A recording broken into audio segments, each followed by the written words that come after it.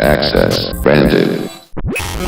Sup folks? In today's video, we'll go through some key aspects that we need in order to better understand our clients or our, so to speak, end users. You may call them however you want. Still, it doesn't change the fact that they bring money to our company, thus they are our priority. And we must focus on their needs. Alright, so let's imagine that you have found your project.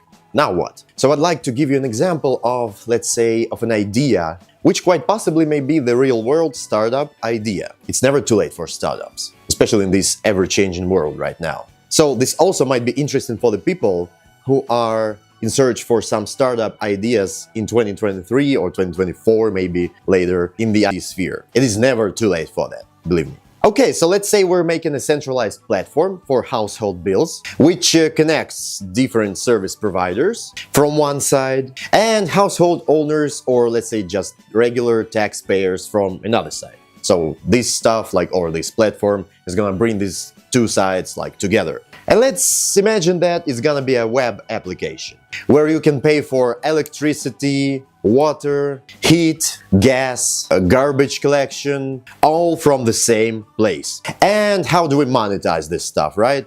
So we're gonna monetize this stuff by collecting a small subscription fee for the service usage, of course. Or, there's other way of monetization is when each transaction is being made, a small fee is deducted for, as a part of our service. So this is like two business models of how you can monetize this stuff. So you may choose whatever fits you best. What are the benefits of such an app? Well, first of all, you don't have to go out wasting lots of time, waiting in the lines or standing in the queues and manually filling all these stupid ass blanks and papers, spelling account numbers. Just tap, boom, and you're done with this boring routine, which you have to, conduct every month or so. And first of all, let me give you a quick overview of the roles within our team. This is gonna be a brief one, and I'm gonna extend this information in the next video. So imagine that we have just conducted our market research and the planning phase, and we just have began our development process. So quite logically, there's not gonna be many of us. And first and foremost, it's the CEO. This person is a link between the development team and the investors. All, roadmaps and strategic tasks are received from this person.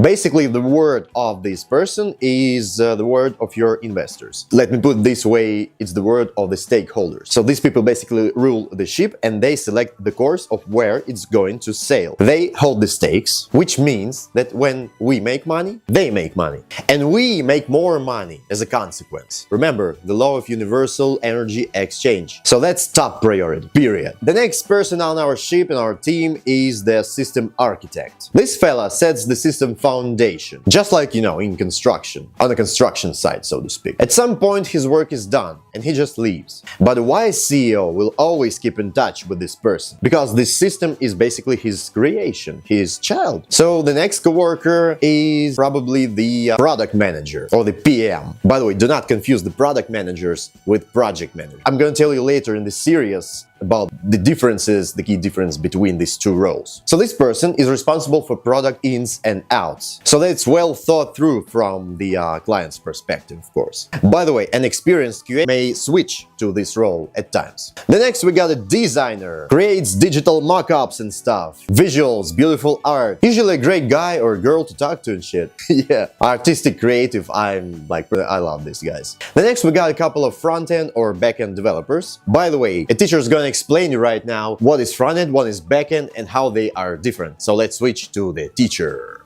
Imagine you see some UI or a site. You visit some site and you see its visual part. This is pure front-end. All the web elements, such as buttons, text inputs, radio buttons, switches, toggles, all the tables, all the audio, video, all the media, all of these are web elements which are basically a part of the front-end, because every web page consists of a bunch of scripts, whether it's the HTML, the things that you actually see, the CSS visual styles of the page and its elements, and such things as JavaScript bring these web elements to life.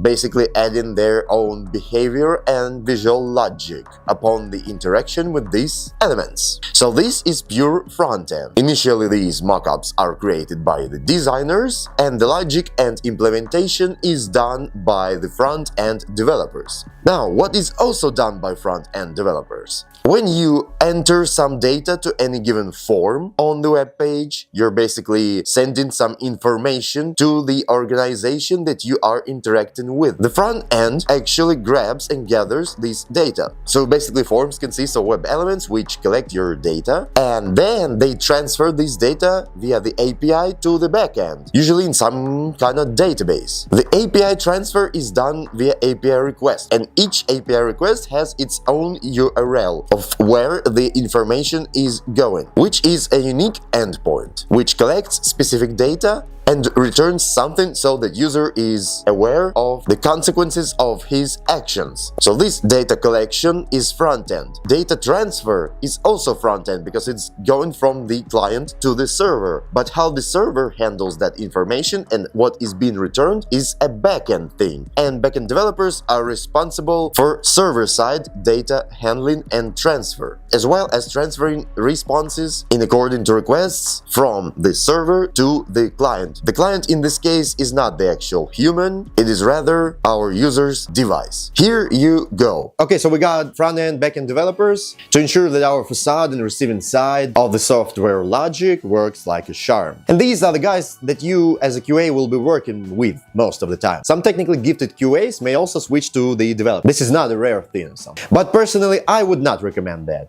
As you know, frying your eyes with code from 8 to 10 or maybe even 12 hours a day will at some point just suck your soul out, and you'll be burned out and devastated by it. And there's gonna be only one question in your mind: what the fuck am I doing with my life? And there is also a constant, tension between the QAs and the devs. And it's due to a simple fact. As a QA, I see the product an end user would, as the client would, not just some fucking code lines like zeros and ones. And most developers don't even try to understand that. It's a simple fact. I don't blame them, of course. But it seems ridiculous to me that sometimes you just gotta explain the most obvious shit on this planet to such a bona fide technical professional, that if something's not working, it's your fucking job to make it work. And users are not dumb because they pay us money, which let you buy stuff, which lets you live your fucking fancy lives and all that shit. So please keep that in mind. It's a simple fact of life. It's not because you're guilty or you write bad code. Shit happens. Just keep that in mind, that you are doing it for the people, and in return you're getting money as their energy. You put in your energy in this code, it translates to some service, people buy this service, and they pay us good money in return.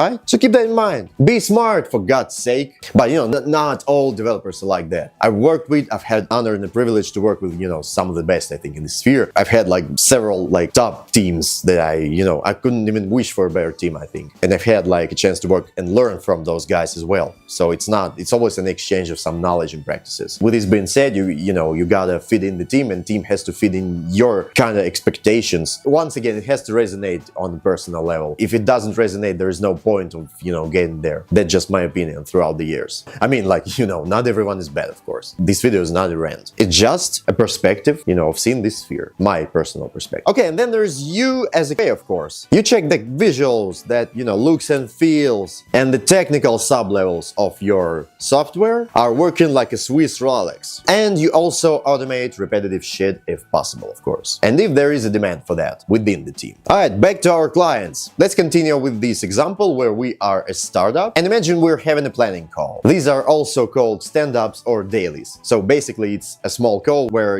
each member of the team shares what has been done throughout the period, which difficulties he had, and what's he planning on doing, and whether he or she needs some help with the tasks at hand. Alright, so we're having this call, and we must answer a series of questions regarding our customers or potential customers. We gotta think of their psychological profile. What is our client like as a person? Because this will help us gain an insight of our client's technical proficiency. In some countries, like in my country, for example, in Ukraine, there is a technological gap between the current generation and the older generation. So speaking in terms, it's like Gen Alpha, Gen Z, and us millennials are way more better with technology than our parents. I mean, the Gen X and, baby boomers and so on. It happens so historically. I cannot explain why, but, it's just a fact. So this psychological profile helps us understand the technical proficiency of our end users, which lets us to not overcomplicating things. The simpler, the more understandable your product or service is for the end user, the better. They do not have to fry their brains over some,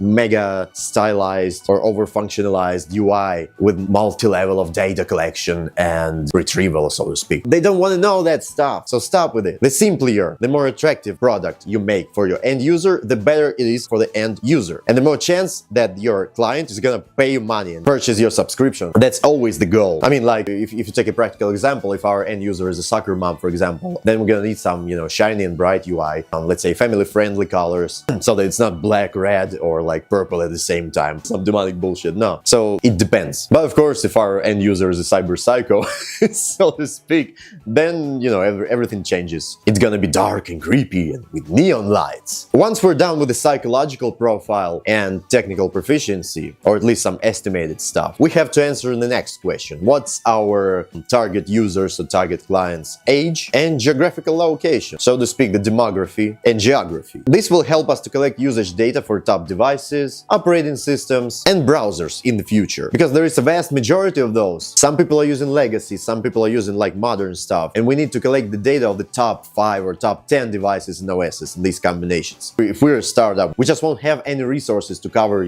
all the testing at first. So we need that shit. It's important. At least, not even top 5, maybe top 3, maybe even top 1. It all depends on which environment you're gonna be in and what your capacity is gonna be. And the third one here is, you guessed it, get device, OS, and browser usage statistics. Since we're making a web app, we may, throw out the device part, as it's gonna be available only on PCs and laptops at first. And we may use the services like Stat Counter, here's the link, for this stuff. So as a QA, as a startup QA, I think you always have to ask these types of questions. It may seem more management related, like PM related, but it's still, you are part of this team and you contribute to the team. You contribute to the overall cause. You improve people's lives in one way or another. And in return, you're gaining money and resources. I think this scheme is pretty fair and square. And of course, as a QA, it's gonna be your obligation to provide top quality for those devices. Whew, cool. I think we got some work to do, right? And I'll leave you there. Next time we'll discuss more typical roles within the project and how they interact. See ya later, alligator. Fucking A. God, I love this. Peace. The young, black and British, you can hear it in their voices, you can see it in their faces, frustration, growing anger. Access denied.